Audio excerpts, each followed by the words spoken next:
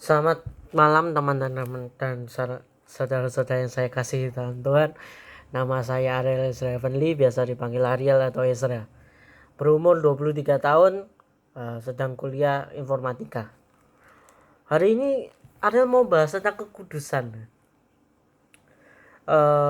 Base Alkitabnya itu ada di Imamat 11 sama 1 Petrus 1 ayat 15 sampai 16. Untuk yang Imamat 11 ini backgroundnya itu Tuhan sedang memberikan ke bangsa Israel apa yang boleh dimakan, apa yang tidak boleh dimakan. Intinya tentang kekudusan lah, apa yang membuat najis dan lain sebagainya.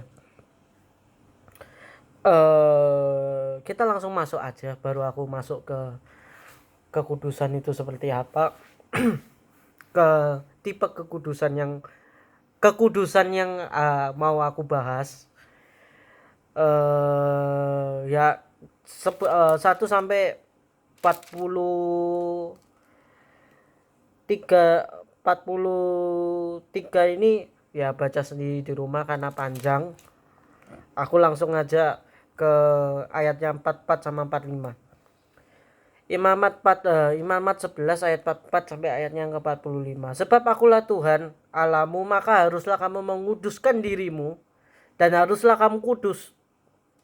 Sebab aku ini kudus, dan janganlah kamu menajiskan dirimu dengan setiap binatang yang mengeriap dan merayap di atas bumi.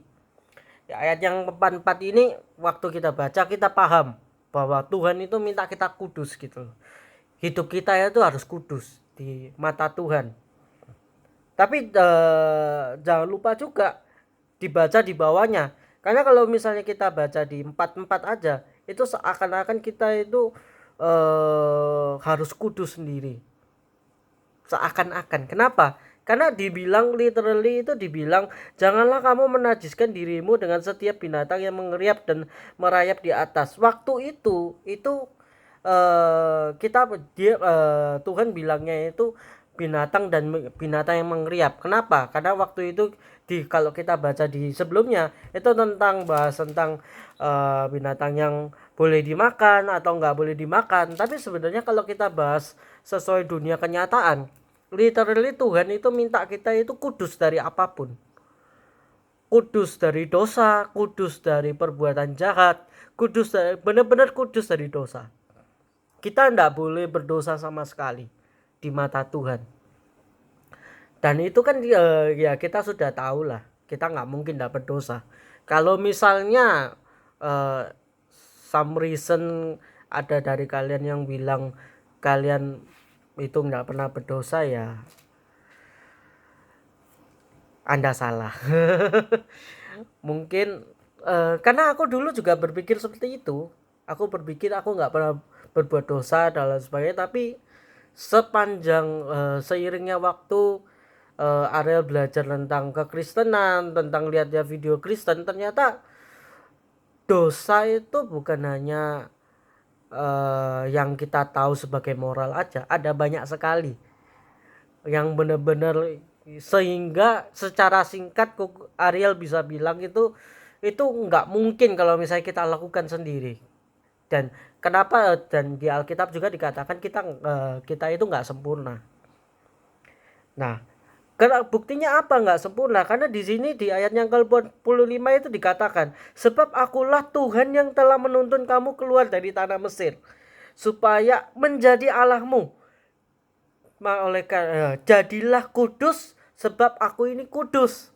Di situ Tuhan itu bilang bahwa akulah yang menuntun kamu keluar dari tanah Mesir. Menuntun kamu keluar dari tanah Mesir. Di sini itu kita juga bisa interpretasikan ke hidup kita sehari-hari adalah Tuhanlah yang menuntun kita tentang apa yang boleh kita lakukan, apa yang tidak boleh kita lakukan. Itu pertama, kita dikasih knowledge sama Tuhan melalui waktu kita baca Alkitab, kita lihat video-video rohani, dan Tuhan nggak melupakan juga Tuhan itu membantu untuk kita menjadi kudus gitu loh. Kita menjadi bersih dari dosa-dosa. karena di situ dibilangnya juga jadilah kudus sebab aku kudus, bukan jadilah kudus karena engkau kudus. Perhatikan di situ itu dibilangnya Tuhan itu bilang bahwa aku yang kudus, bukan kamu yang kudus. Dan ini juga diperkuat juga di 1 Petrus 1 ayat 15 sampai ayat yang ke-16. Tetapi sekarang dalam segala perbuatan hendaklah saudara kudus seperti Tuhan yang memanggil saudara menjadi anak-anaknya. Sebab Tuhan sendiri telah berkata, hendaklah kamu kudus sebab aku kudus. Ini juga dibilang juga gitu loh, bahwa kita itu tidak mungkin bisa menjadi kudus dengan diri kita sendiri. Kita nggak bisa berhenti dari dosa-dosa yang kita lakukan secara baik itu secara sadar maupun tidak sadar, kalau misalnya tanpa pertolongan Tuhan gitu loh. Jadi kalau misalnya kalian kalau misalnya kita bertanya gimana sih caranya kita menjadi kudus di mata Tuhan, gimana sih caranya aku bisa berhenti berbuat dosa, ya caranya hanya satu, bergantung sama Tuhan. Karena 1 Petrus yang kita baca tadi dan 1 Imamat 11 ayat 44 sampai 45 tadi menyatakan bahwa yang kudus itu cuma Tuhan. Jadi yang bisa itu cuma Tuhan gitu loh. Jadi kalau misalnya kalian ada yang masih struggle dengan dosa-dosa kayak pornografi atau video game atau distraksi yang membuat perjalanan rohaninya kita itu stagnan atau bahkan tidak jalan, ya bergantunglah sama Tuhan, doa, minta pertolongan Tuhan. Yang biasanya Ariel lakukan kalau memangnya sedang digoda atau tiba-tiba muncul keinginan untuk melakukannya lagi, ya yang Ariel lakukan adalah, Tuhan tolong sucikan kuduskan pikiran dan hatinya Ariel agar Ariel tidak melakukannya lagi. Kalau misalnya tentang video game, ya berdoalah. Caranya gimana? Tuhan bantulah Ariel supaya Ariel itu bisa mendahulukan untuk belajar tentang firman-Mu, mengejar kerajaanmu sebelum Ariel bermain atau